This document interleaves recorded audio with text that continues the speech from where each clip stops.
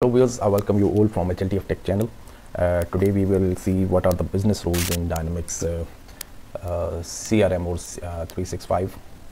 Business logics or business rules are most commonly used logics that are used to automate the data or automate some logics on your data forms. We have already compiled much videos on it, but many viewers who are my new viewers and beginners of Dynamics CRM, they want to just verify or know the basics of business rules. As you all know that this is a form. Let's say this is a form, and through form, if we define form is the media or means through which you can enter data within the entity or the table, or if we talk about backend, it is a database. So it means that if we apply some logic, that is, if I select Mrs., the sex will ultimately be changed to female. Similarly, if I select Mr., it will be male. Similarly, you want to if you want to change it to FSC, you will see that two columns will be available. If you want to change it to bachelor's, three will be available, and if you revert back to metric, only one field will be available, so that the user may not enter the illogical value. You apply business rules. So one more thing is that since it is a form, so most commonly business rules are applied on a form, so that logics are applied on the form. So the next thing is that there are simple types of values. For example, you can, in any entity, you can make field read only. You can update the value of fields based on other fields. You can hide or unhide fields based on other fields value, and you can do many other things. So using business rule, what you can do is let me show you here. If we customize the system here and go into entities, if I go into any particular entity, that is, if I go into custom entities and I select for my custom entity that I am working on, that is induction. So in this entity here, you are seeing that there are different type of controls here.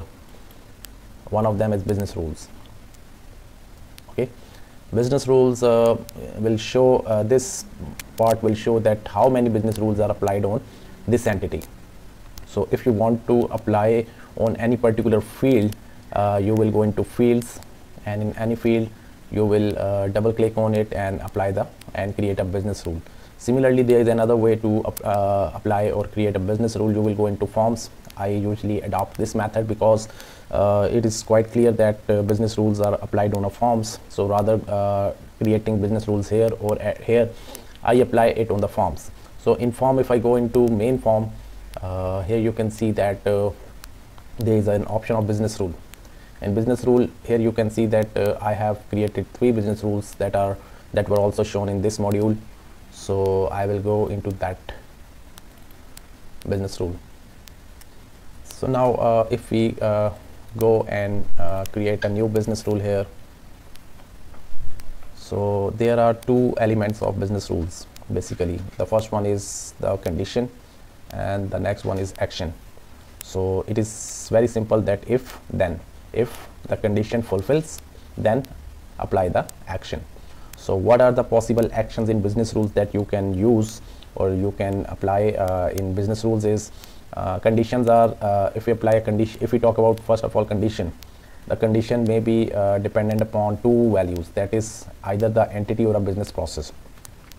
It means that whether the condition will be applied on some entity or a business process. If about entity, then in that entity all the fields are visible, and you can apply the condition on any of the value. Okay, if modified on equals, greater than, less than, on, not on, does not contain, contains data. Okay, if I say that on, then the value will be date. If I say that the modified on is today, so you can apply simple values here. Then you can if condition is fulfilled, that you have applied it here, then you will perform the action. Okay, what are the possible actions? The possible actions are, number 1, recommendations. You can give recommendation if some condition is fulfilled. You can either lock or unlock the field. You can show error message. You can set field value. You can set the default value. You can set business required to the field, and you can set the visibility to either off or on. that is visible, or invisible, that is hidden.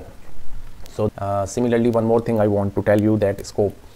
Scope is the business rule will be applicable on which forms. If I say the business rule will be applicable to all forms, it means that all of these forms, that is 1, 2, 3, the business rule will be applied on all of these 3 forms. But if we apply it on any particular form, we can set that value as well. So after applying the business rule, you will validate that business rule, that is let me show you here.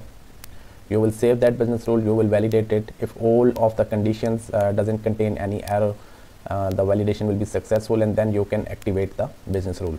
Similarly, you can change the name of your business rule from this value, and for similarly other things, if we talk about that are properties, you can set properties here if you have defined any values. Okay, so I have already covered many videos on these conditions of business rules that are. I have compiled the video upon adding recommendation, locking or unlocking the field, showing error message, setting field values, setting default values, and almost every action related videos I have already compiled.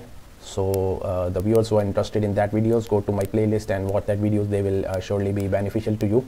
So I thank you all for watching this video, and guys, subscribe my channel and enjoy watching more videos. I thank you all.